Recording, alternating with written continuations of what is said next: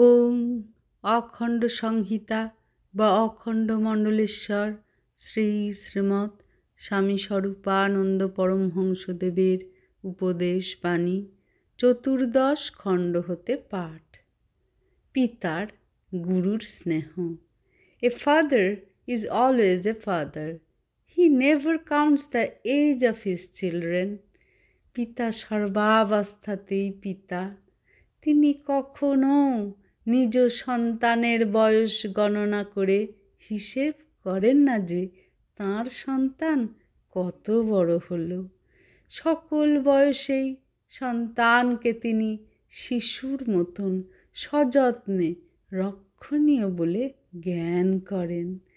তাই তিনি প্রতি পদে তাকে ফলস অ্যান্ড পিটফলস, গর্ত এবং পতনের সম্ভাবনাপূর্ণ স্থানসমূহ সম্পর্কে সচেতন, সাবধান ও সতর্ক করে দিতে যত্ন পান। কিন্তু তোমরা তা বোঝো না। গুফের রেখা দেখা দিবার সঙ্গে সঙ্গে তোমাদের ভিতরে ব্যক্তিত্বাভিমানের মেষশৃঙ্গ উদ্গত হতে থাকে এবং পরম হিতৈষীর হিত বচনকে নিজেদের স্বাধীনতার বিঘ্নস্বরূপ জ্ঞান করে তোমরা করো মনে মনে দ্রোহ এবং পরে তাকে প্রকাশ্যে অবাধ্যতারূপে মূর্তি দান করো। এইটি তোমাদের যৌবনের স্বাভাবিক প্রকৃতি ভেবে ক্ষমাশীল পিতা এবং গুরু উপেক্ষার প্রশ্রয় দেন।